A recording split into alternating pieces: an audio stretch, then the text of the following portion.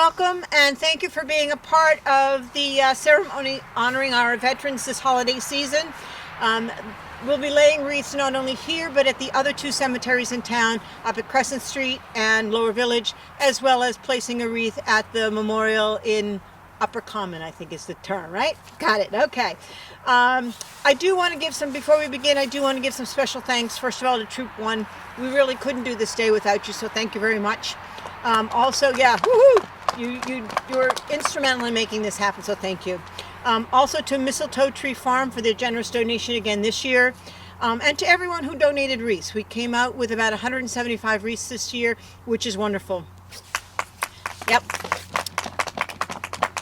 This is where I get tired.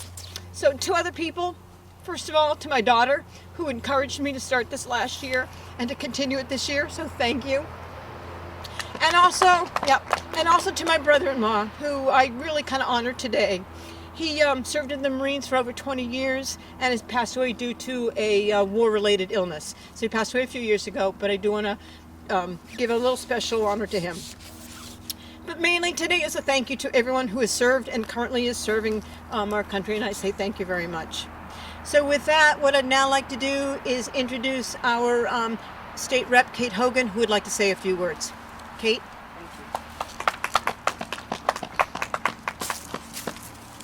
Good morning, everyone. Thank you for being here.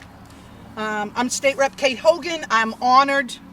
Thank you to Deb Woods for coordinating this remarkable event with the assistance of our Boy Scouts, Scout 1 from Stow, assistance from Tom Ryan, as we know, and the Veterans Grave Committee, as well as Mistletoe Tree Farm and your kind and generous donations to make this possible.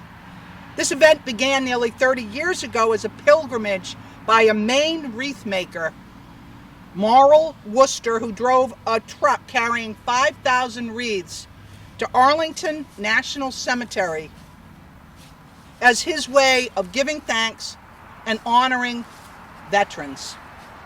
Today, it has become the country's longest veterans parade and a stunning display that features esteemed grand marshals and numerous ceremonial stops during its week-long caravan across the country. When the parade arrives at its destination this weekend, nearly 2,900 communities, including ours, will simultaneously commemorate veterans with our own wreath laying. Just as the nearly 257,000 wreaths are laid at Arlington National Cemetery, at JFK, the USS Maine, and the Tomb of the Unknown Soldier, here in Stow we lay more than 250 wreaths on veterans' graves in 3 cemeteries.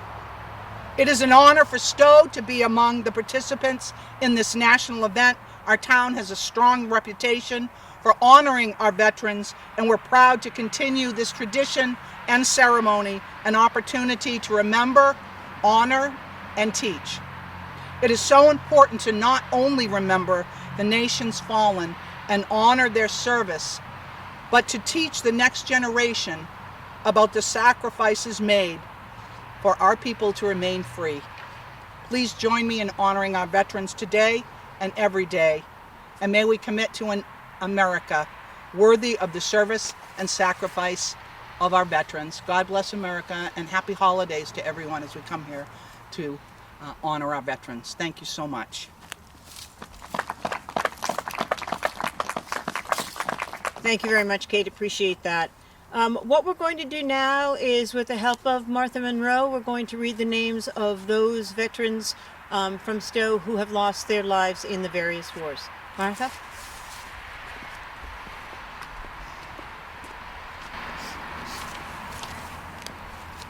From the French and Indian War, 1755 to 1763, Ephraim Brown, Ebenezer Gates, Abel Ray, Isaac Taylor, and Stephen Houghton. Revolutionary War from 1775 to 1783, John Gordon, Benjamin Gates, Daniel Gates, Ephraim Gates, and Stephen Hale. The Civil War from 1861 to 1865, Amasa Arnold, Winfield Benham, John Brown, John Alpheus Brown, Frank Burns, Thomas Cunningham, Edward Andrew Davidson, William Henry Dunlap, Amos Eastman, Samuel Hampton,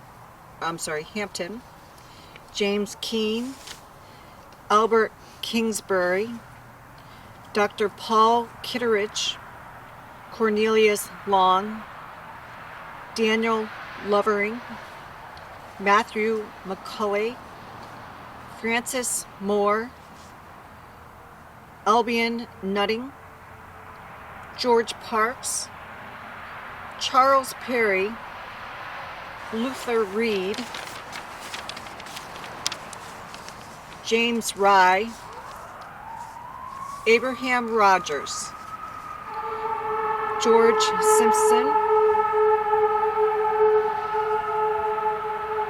Matthew Smith, Joseph Swift, Owen Taylor, Albert Walcott, George Whitcomb, James Whitcomb, Thomas Whitman, Henry Wilder, and George Willis.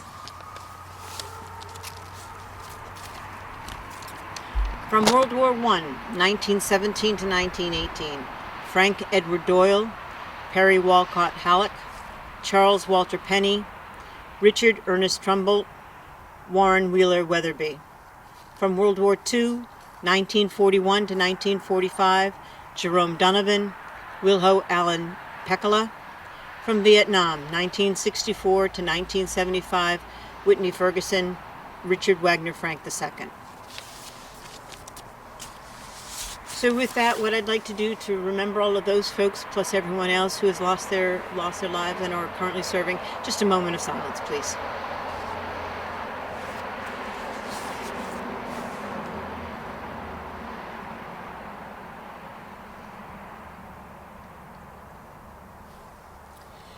So with that, again, I'd like to thank everyone and to thank all who currently are serving and have served, keeping us safe. Thank you very much, and thank you for your service. With that, I would like Hector Constanzas, to one of our veterans here in town, to lay the wreath at the memorial.